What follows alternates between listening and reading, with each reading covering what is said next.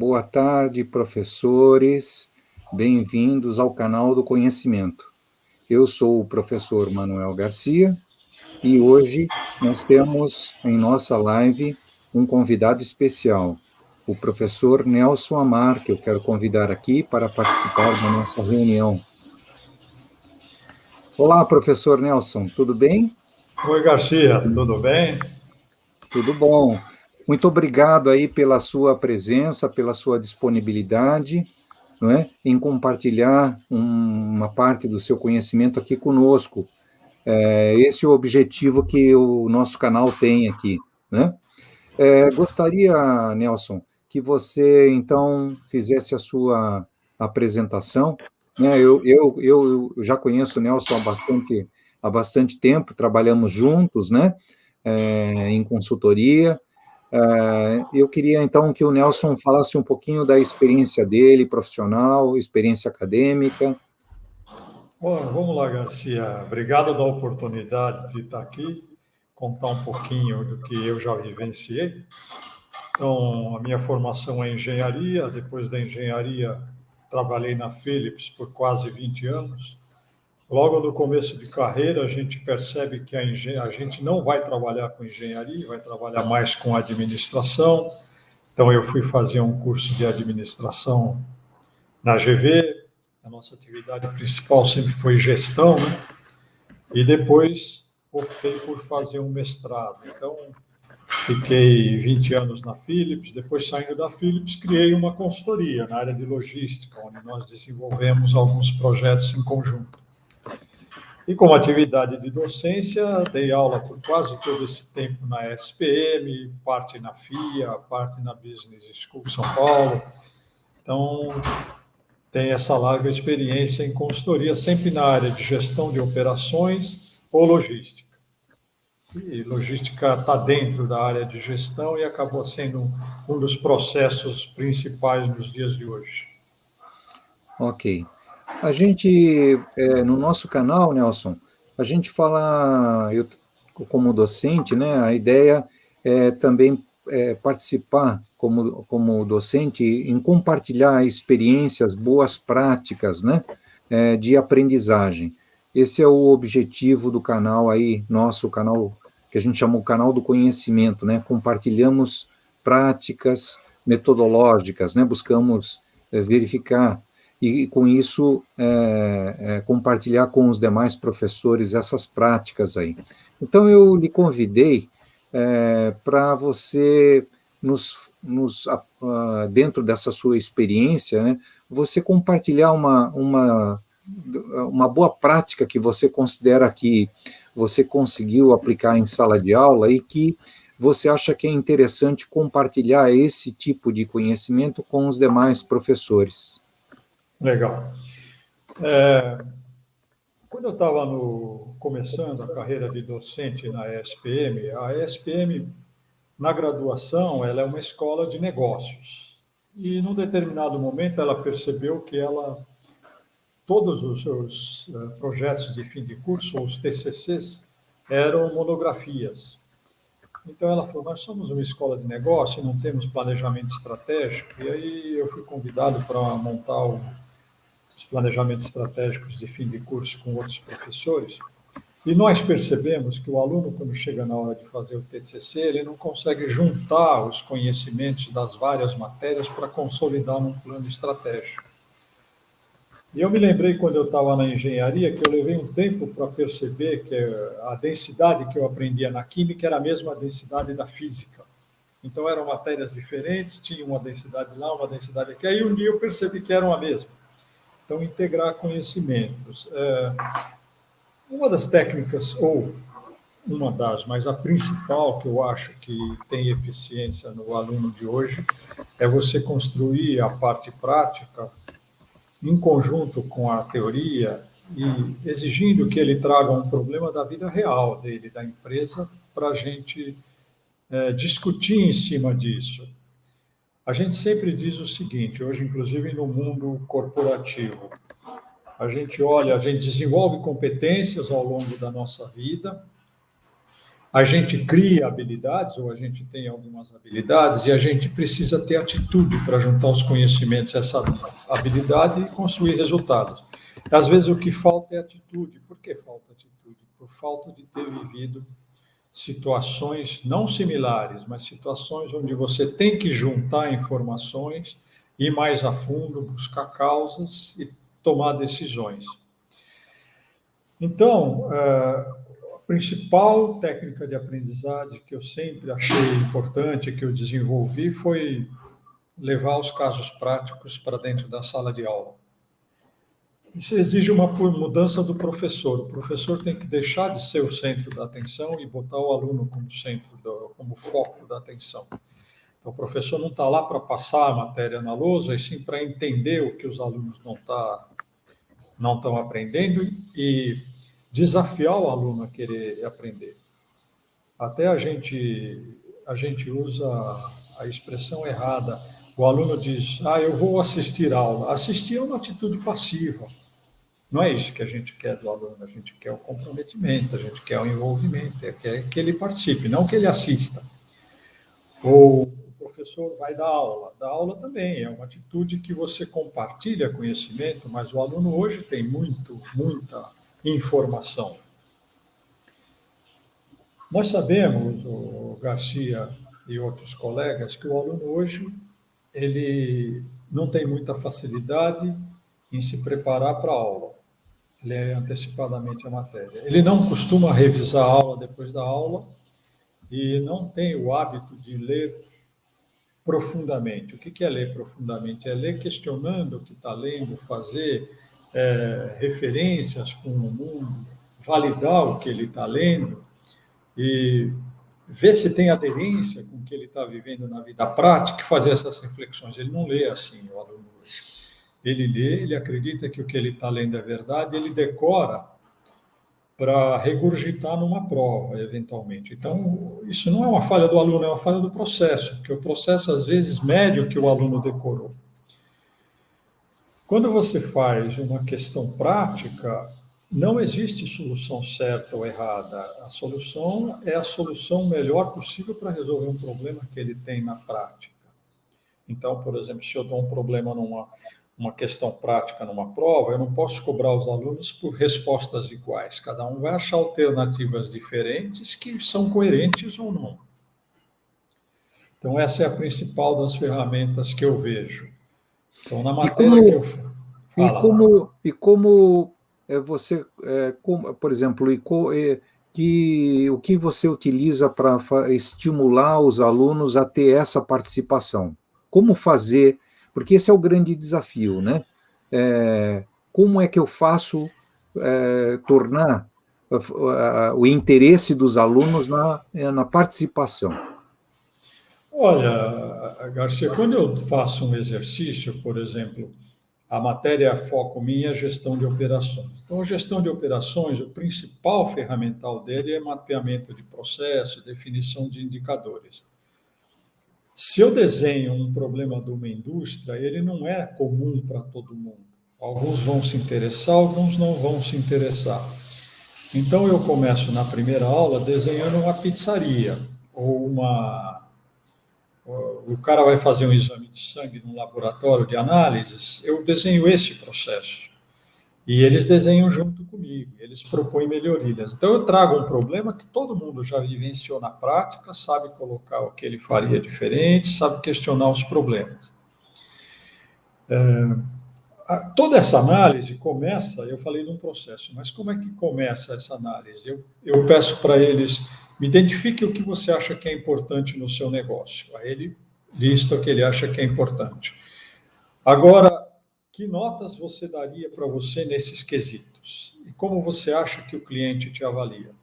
Aí ele preenche isso na primeira aula. Aí ele vai para a empresa, se ele não consegue conversar com o cliente, ele conversa com o vendedor, que tem uma percepção muito próxima do cliente, e traz as respostas. Esse já é um choque da realidade, porque ele vai ver que o que ele acha que é importante para o cliente não é importante para o cliente, e muito menos a ponderação que ele dá para como ele atende o cliente não é boa.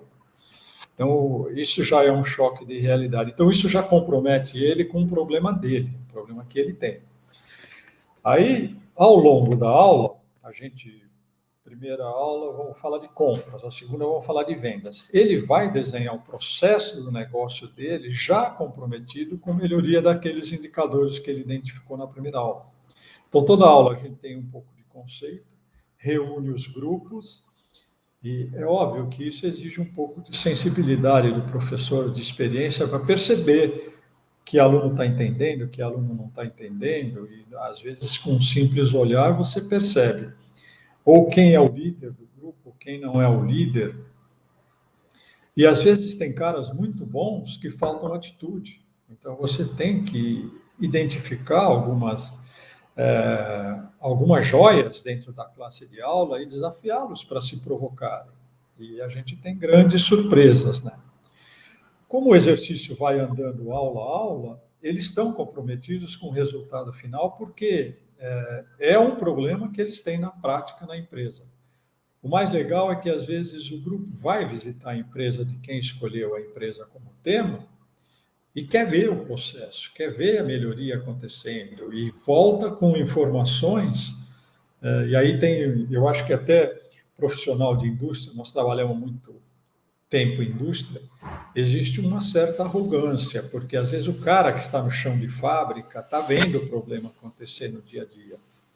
E ele não tem canais para levar esse problema para a gerência. Então, quando o cara vai no chão de fábrica e vê o processo no detalhe, ele percebe algumas melhorias possíveis. Então, esse é o principal forma.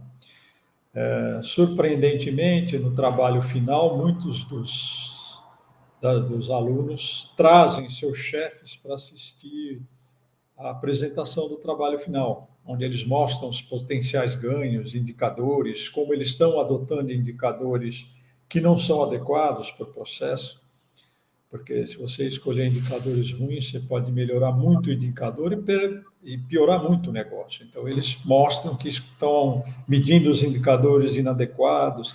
Essa é a principal forma que eu adotei para comprometê-los. Quer dizer, é aquela estrutura baseada em projeto, né? É um projeto real, né? Um projeto. E como é que é feita essa escolha desse projeto? Porque, por exemplo, se você reúne vários integrantes, né? Quer dizer, como é que é feita essa escolha, essa determinação de qual vai ser o projeto que aquele grupo vai lidar?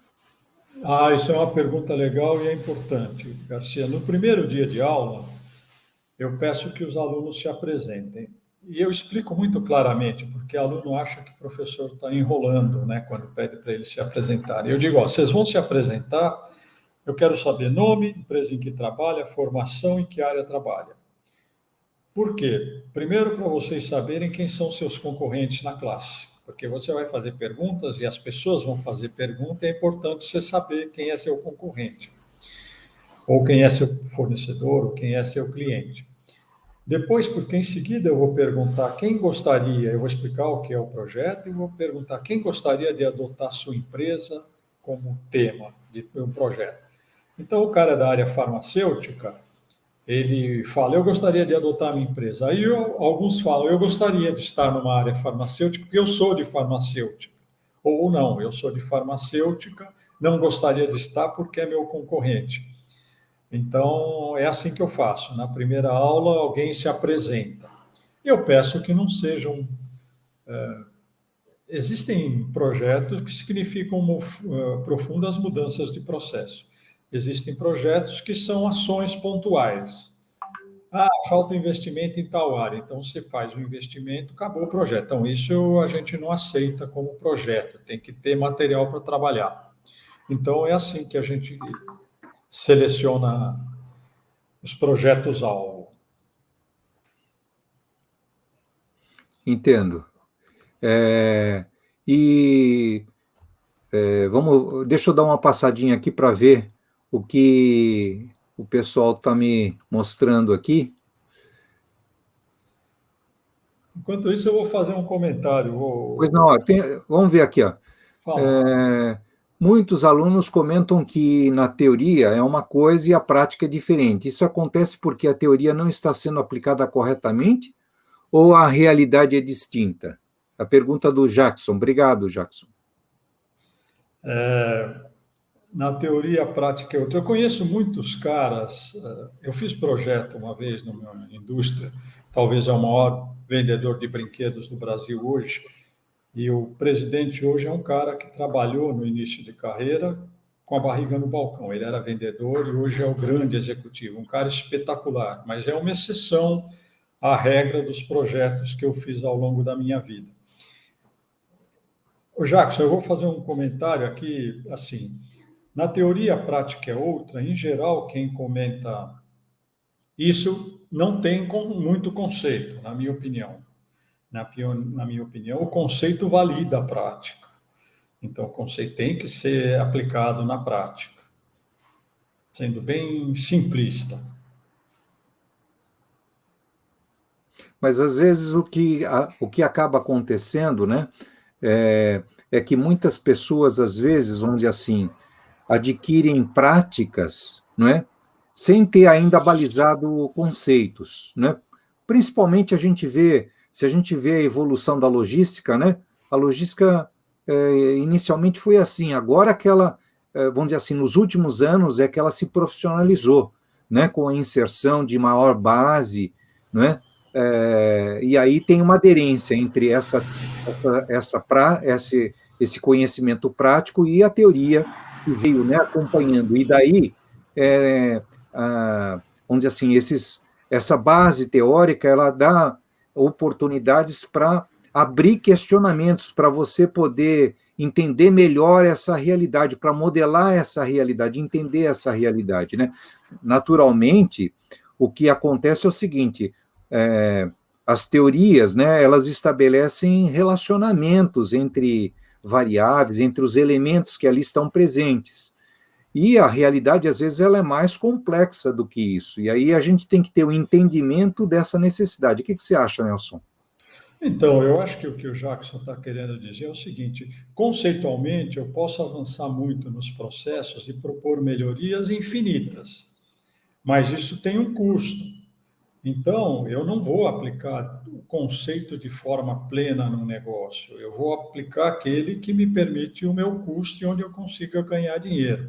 Então, isso faz muito sentido, Jackson. Pode ser que é por Uhum. aí que você pegou. Aliás, vale também para a sala de aula. Quando eu falo de você tratar o aluno individualmente, tentar identificar o projeto de cada aluno ou de cada grupo, e para o professor, quando você pega um projeto de uma área que não é a sua, você tem que digerir esse projeto também. Isso só é possível em turmas pequenas. Então, isso tem um custo também para as escolas.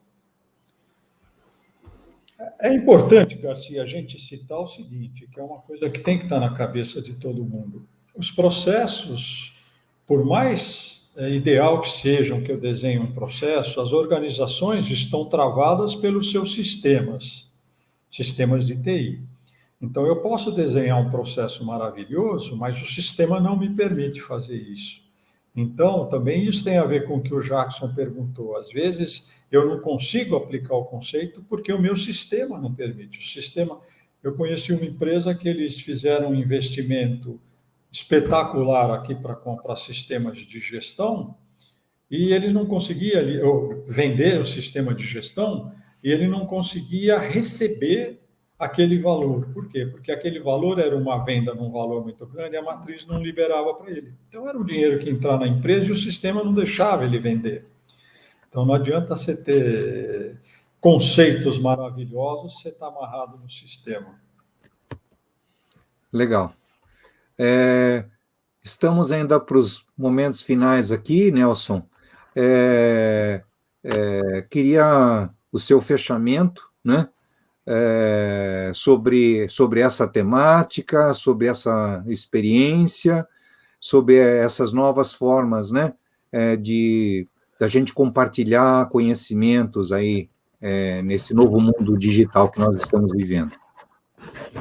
Olha, Garcia, o que eu diria é o seguinte: hoje o aluno, nós temos alunos muito bem formados. Você falou do profissional de logística. Quando eu comecei a fazer consultoria em logística, eu era contratado para fazer desenho de layout de fábrica, ou desenho de layout de estruturas de armazenagem. Isso, as próprias empresas que vendiam estrutura davam de graça.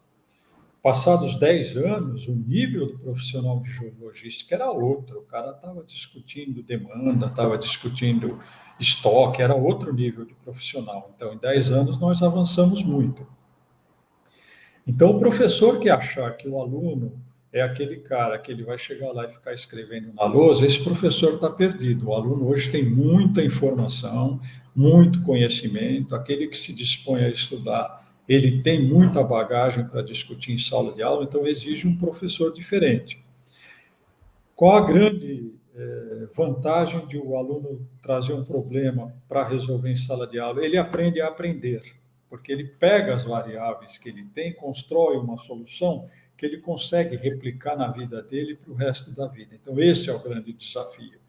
Deixar o aluno como a pessoa que busca o conhecimento e o professor como aquele que dá o feedback, não aquele que sabe tudo, porque não sabe mais. Então, se o aluno aprender a juntar as ferramentas, equacionar na cabeça dele, solucionar um problema, isso é uma metodologia que ele leva com ele. Aprender a aprender sempre. Esse acho que é o recado final. Muito obrigado, Nelson, pela sua participação. Eu agradeço aqui aos participantes, né, que estiveram presentes, que nos fizeram questionamentos aqui.